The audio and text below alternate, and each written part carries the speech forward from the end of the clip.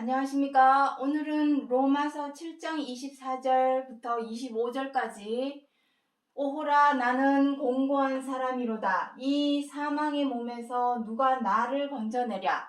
우리 주 예수 그리스도로 말미암아 하나님께 감사하리로다.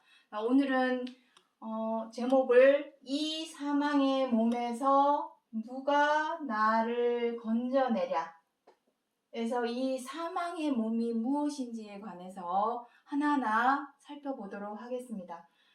여기 보시면 이 사망의 몸에서 누가 나를 건져내랴 하면서 뒷구절에 뭐라 합니까? 우리 주 예수 그리스도로 말미암아 하나님께 감사하리로다 라고 표현해서 기록을 하고 있습니다. 그 말씀의 의미는 그리스도로 말미암아 하나님께서 우리를 이 사망의 몸에서 건져낼 수 있다라는 것을 알리고자 하는 말씀의 내용이 되겠습니다. 그렇다면 여기에서 말씀하시는 이 사망의 몸, 가장 중요하죠. 사망의 몸이 무엇인가? 그것을 먼저 알아야 되겠습니다. 정의를 한번 내려보도록 하겠습니다. 자, 우리 사람은 시한부 생명입니다. 딱 100년. 말이 100년이지 사실은 각종 노환 또는 질병 또는 뜻밖의 사고나 또 상상하지도 못했던 어떤 자연재해로 인해서 100살도 못 살고 죽습니다. 그래서 사망의 몸이라고 하는 것은 첫 번째 단계는 죽음입니다. 죽음. 사람이 죽게 되면 어떻게 됩니까? 썩기 시작하죠. 썩습니다. 썩음. 그 썩는 것이 시간이 지나면서 점차 어떻게 됩니까? 흙이 됩니다. 이것을 사망의 몸이라 표현하는 것입니다. 자, 중요한 것은 이 사망의 몸을 고린도전서 15장에 오늘 보면 여기 고린도전서 15장 53절 내용도 있고 44절 내용도 있는데 사망의 몸이 있는가 하면 놀랍게도 썩고 죽는, 그래서 흙이 되는 사망의 몸이 있는가 하면 또 어떤 몸에 대해서 기록을 하고 있는지, 왜냐하면 감사하다 하는 거 보니까 사망의 몸 외에 또 다른 무슨 다른 것이 대안책이 있겠죠? 누가 건져내랴? 그리스도로 말미암아 하나님께서 건져내 주실 건데 어떻게 무엇으로 건져내 주실 건가 하는 그 대안책에 대해서 기록을 하고 있는 내용이 있으니 이걸 먼저 들여다보도록 하겠습니다. 고린도전서 15장 44절부터 45절에 육의 몸으로 심고 신령한 몸으로 다시 사나니 육의 몸이 있은즉 또 신령한 몸이 있느니라.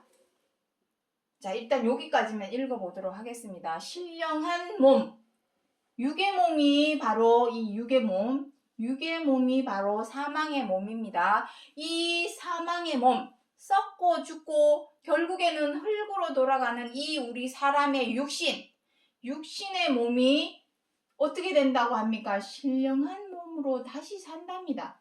그리고 그러한 신령한 몸이 있다고 합니다. 믿습니까? 신령한 몸이 뭐야? 자, 신령한 몸. 자, 신령한 몸은 그러면 또 무엇인가? 우리는 산신령 알죠? 산신령. 그리고 나무가 사람은 100년도 못 사는데 우리나라에도 500년, 600년 산 나무도 있고 저 아프리카 어디에 가면 바오밥 나무라고 거기는 몇천 년을 삽니다. 나무의 수명이 신령하다고 표현하죠. 신령한 몸이라는 의미는 죽지 않는 것입니다. 죽지 않으니 썩을 일이 있겠습니까? 썩지 않는 거죠. 썩지 않음. 그리고 흙이 되는 것이 아닙니다. 흙이 되는 것이 아니라 그 몸으로 영원히 사는 것을 의미합니다. 이때까지 우리 살면서 해외 뉴스 토픽 아무리 들여다봐도 신령한 몸으로 썩지 않고 죽지 않고 영원히 살았다 하는 사람에 대해서는 어디에서도 들어본 적이 없습니다. 그런데 성경 66권 이 하나님 말씀 안에는 신령한 몸에 대해서 기록을 하고 있고 그 몸을 그리스도로 말미암아 하나님께서 우리를 거기서 건져내 주실 것에 관하여 로마서 7장 24절에서 25절에서 기록을 하고 있으니 건져내는 것이 바로 구원이다. 우리의 믿음의 소망은 무엇입니까? 다 우리는 하나님을 믿고 그리스도를 믿는 이유는 바로 이 믿음의 소망인 구원을 얻으려고, 구원을 받으려고. 그렇다면 이 사망의 몸에서 어떻게 건짐을 받겠느냐? 그것을 알아야 되겠죠. 그런데 어디에서도 알려주는 사람이 없습니다. 과연 사망의 몸에서 건져내는 것이 무엇인가? 그것을 오늘 하나 짚어보도록 하겠습니다. 먼저 고린도전서 15장 53절부터 56절, 구절이 많습니다. 그래서 제가 간추려서 썼습니다. 이 썩을 것이 불갑을 썩지 않을 것을 입겠고라고 표현을 해놓았죠. 마치 옷처럼 고린도후서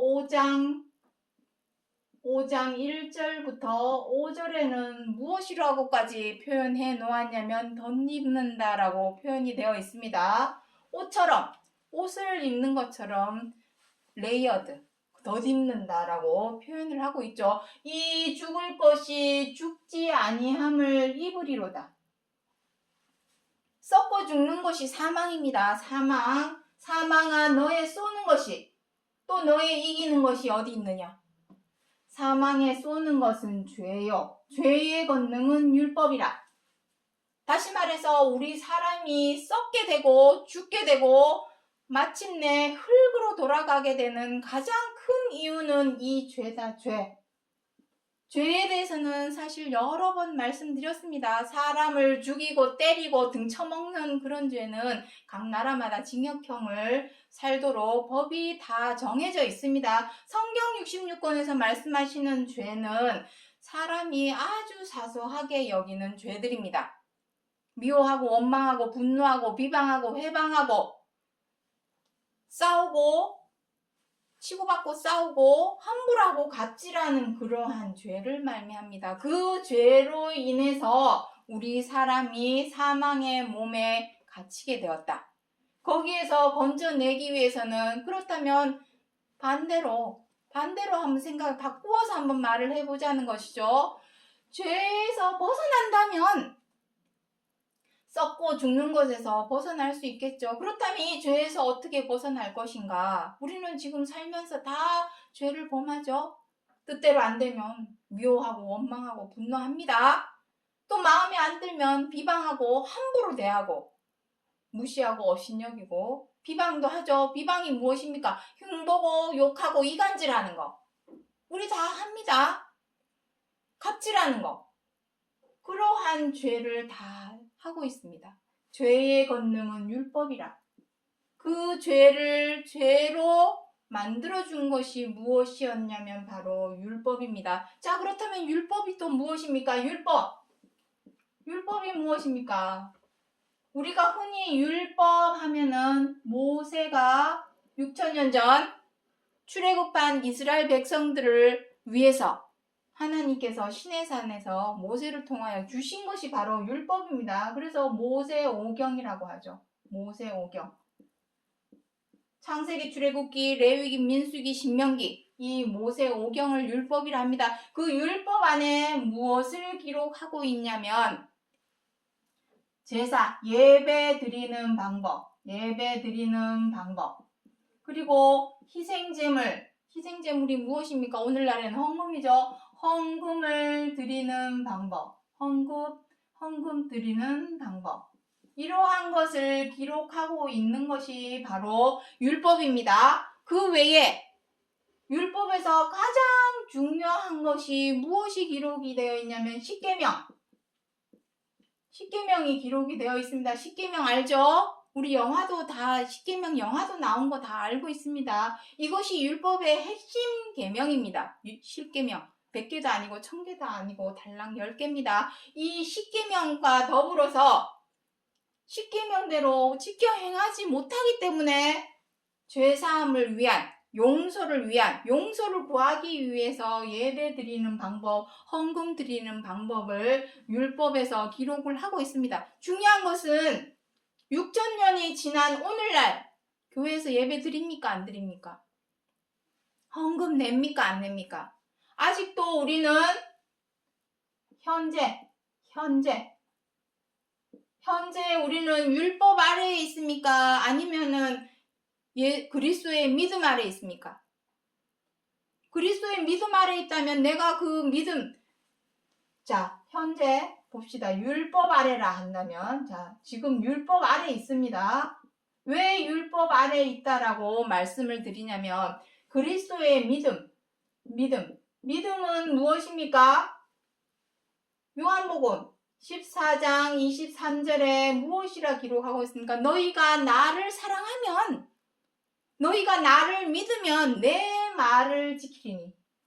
내 말을 지키리니. 지키고 있습니까? 지키는 것이 예배드리고 헌금 내는 것이 지키는 것입니까? 그것은 예법입니다. 예법, 예식. 결혼식 올렸다고 이혼 안 합니까? 예배 드렸다고 해서 죄를 안 범합니까?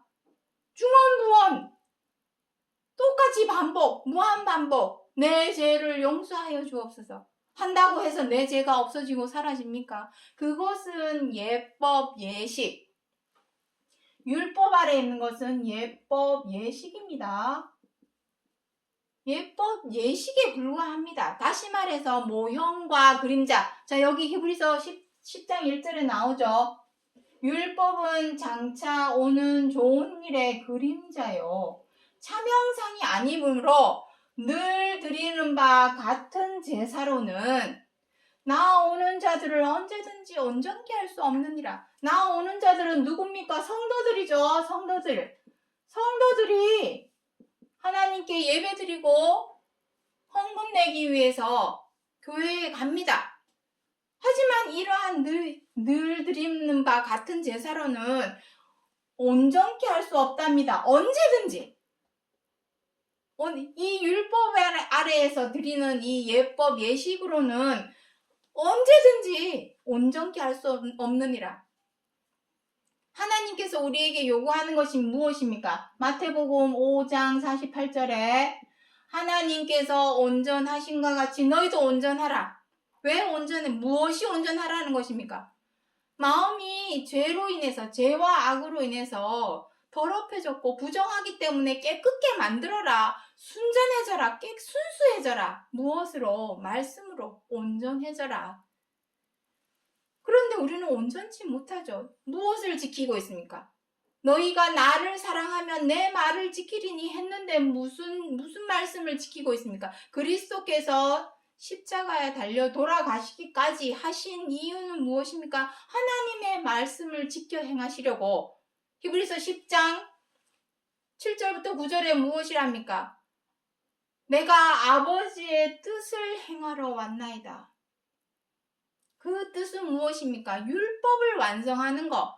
모세로부터 자그마치 6,000년이 흘렀음에도 불구하고 아직도 우리는 하나님의 말씀을 지켜 행하지 못하고 있습니다.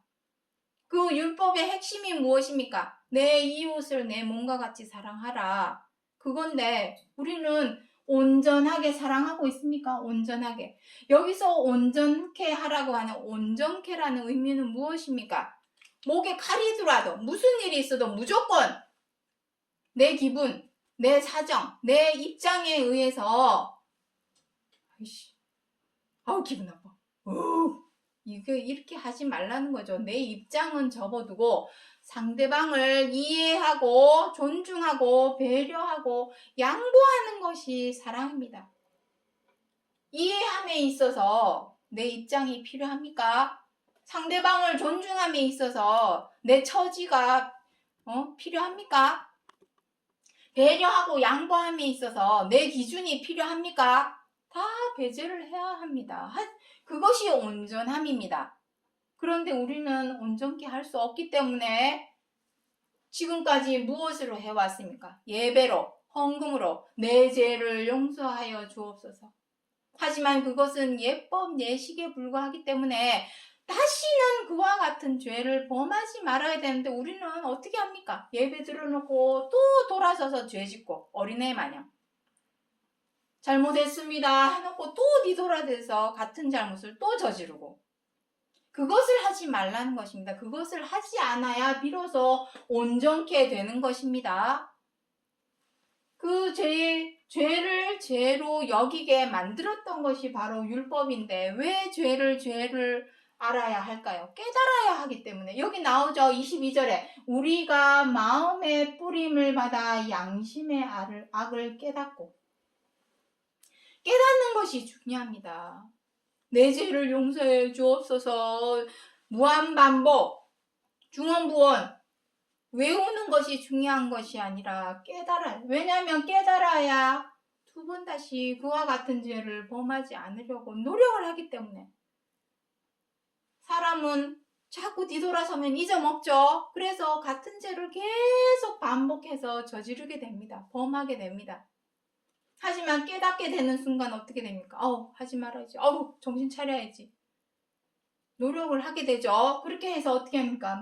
몸을 맑은 물로 씻어라. 여기서 몸 했지만 육의 몸을 씻으라는 것이 아니죠. 영혼을 의미합니다. 영혼을 무엇으로? 말씀의 물, 말씀으로 씻어라. 말씀에 무엇이라 되어 있습니까? 사람이 죄를 범하는 가장 큰 이유가 무엇입니까? 사랑하지 않기 때문에. 사랑한다면 왜 미워하겠습니까? 사랑한다면 왜 비방을 하겠습니까? 사랑한다면 왜 함부로 대하고 갑질을 하겠습니까? 사랑하지 않기 때문에 이러한 죄를 범하기 때문에 그러한 죄가 있는 양심의 악을 깨달아야만이 비로소 선한 양심으로 바뀌고 변화될 수 있는 단계로 올라서게 되는 것입니다. 그래야 비로소 사망의 몸에서 빠져나올 수 있는 기회가 생기게 되는 것입니다. 효력이 발생하게 되는 것입니다. 그래야 그것이 참마음이죠. 참마음이 바로 선한 양심입니다. 선한 양심. 우리의 양심은 지금 선한 양심, 악한 양심이 다 섞여 있죠. 내 기분대로. 내가 기분이 좋으면 한없이 너그럽고 착하고 좋은 사람이다가도 기분이 틀어지면 어떻게 됩니까? 죄를 범하게 되죠. 미워하고 원망하고 비방하고 흉보고 욕하고 이간질하고 사람 없는 데 가서 그런 악한 짓을 우리는 어느 누구를 막론하고 누구를 할 것 없이 다 높고 낮고 많고 적고 돈이 많고 적고를 떠나서 학력이 높고 낮고를 떠나서 지위가 높고 낮고를 떠나서 어느 누구들 다 이러한 죄와 악을 범하였다. 그 죄와 죄를 죄로 여기게끔 도와준 것이 바로 율법이요. 율법을 통하여 양심의 악을 깨달아야 되는데 우리는 지금까지 어떻게 했습니까? 교회에 가서 예배 드리면서 용서하여 주옵소서 무한반복 외치기만 했고 희생제물인 헌금을 드림으로써 내 면죄부를 원했지만 절대로 그것이 면죄부가 될 수 없습니다. 깨달아서 다시는 그와 같은 죄를 범하지 않는 것이 바로 죄에서 벗어나는 것입니다. 여기 나옵니다. 12절. 요 12절 9절 안 읽었죠? 오직 그리스도는 죄를 위하여 한 영원한 제사를 드리시고 우리는 죄를 위해서 지금까지 무엇을 했습니까? 교회에 가서 예배 드리고 헌금 내는 것이 다였습니다. 아까도 얘기했지만 결혼식을 올렸다고 이혼을 안 합니까? 예배 드렸다고 해서 죄를 범하지 않는 것이 아닙니다. 그것은 예법, 예식에 불과하기 때문에 정말 죄를 위해서는 해야 할 것이 무엇이냐면 영원한 한 제사. 이것은 본보기입니다. 그리스도께서 보여주기식으로 보여준 것이 아니라 내가 이렇게 너희에게 본보기를 보였으니 너희도 그렇게 해라. 그 영원한 한 제사가 무엇이었습니까? 십자가의 죽으심, 십자가의 고난과 죽으심이죠. 죽으심. 십자가에 달려서 못 박혀서, 손과 발이 못 박혀서 피 철철 흘리는 거 그거 쳐다보면서 안타까워하면서 눈물 흘리고 그거 믿으라는 겁니까? 아닙니다. 그리스도께서 죄를 위하여 한 영원한 제사를 드린 것 같이 너희들도 죄에 대하여 단번에 죽어라. 로마서 6장 6절부터 11절에 그리 기록을 하고 있습니다. 죄를 위하여 죄를 죽여라. 내가 정말 내 양심의 악을 깨달았다면 그 죄를 죽이는 것이 맞는 거죠. 논리적으로도 한번 생각해 보자는 것이죠. 내 죄를 용서하여 주옵소서, 용서하여 주옵소서, 용서하여 주옵소서 한다고 내 죄가 없어집니까? 절대로 없어지지 않습니다. 내가 정말 내 죄를 위한다면 양심의 악을 깨닫고 그 죄를 다시 범하지 않으려고 내 성질을 죽이고 내 마음을 다스리고 이러는 것이 그것이 진정한 참 제사라는 것입니다. 영원한 한 제사. 그것을 드려라 하는 것입니다. 그러한 내용을 성경 66권에서 기록을 하고 있는데 우리는 지금까지 도대체 무엇을 하고 있었습니까? 왜 이러한 것은 가르쳐 주지 않고 교회에 와가지고 예배만 드려라. 예배 드리면 하나님이 구원해 주신다. 어디에 성경에 그렇게 기록이 되어 있습니까? 이러한 구절이 있는데 왜 이러한 구절은 가르쳐 주지도 않고 예법과 예식에 불과한 이제는 어린 나이가 아닙니다. 좀 논리적으로 생각을 해 보시라는 겁니다. 논리적으로. 중언부언 한다고 해서 주문 외듯이 웬다고 해서 내 죄가 사라지는 것이 아닙니다. 주술사입니까? 아니지 않습니까? 행동을 취해야 됩니다. 내 죄에 대해서 행동을 취하라. 그 말씀입니다. 자, 고린도전서 15장 44절부터 45절에 다음 구절. 첫사람 아담은 산 영이 되었다 함과 같이 마지막 아담은 살려주는 영이 되었나니. 여기서 산 영 하는 것은 무엇입니까? 지금은 살았지만 이제는 아니다. 과거형입니다. 과거형. 다시 말해서 우리의 육의 몸, 사망의 몸이 될 수 있고 신령한 몸이 될 수 있는 전적으로 육의 몸이 될 수 있고 신령한 몸이 될 수 있는 그 매개체는 오직 이 영이다. 영. 우리의 영혼. 죄로 말미암아 첫사람 아담은 다 알고 있죠. 창세기 3장에서 기록하고 있는 그 아담입니다. 로마서 5장 12절부터 무엇이라고 기록하고 있습니까? 한 사람으로 말미암아 죄가 세상에 들어오고 그 죄로 말미암아 모든 사람에게 사망이 왕노릇하였다라고 기록을 하고 있죠. 사망의 몸. 사망의 몸에 gat혀있게 된 가장 큰 이유는 바로 그 죄입니다. 그 죄의 시작이 누구로 말미암아 끝내주시려고 하신 겁니까? 마지막 아담, 그리스도.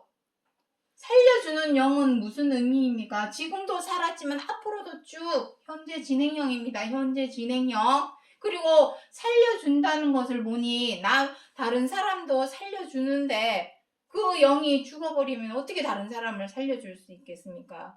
쭉 현재 진행형입니다. 이렇게 영이 기준점입니다.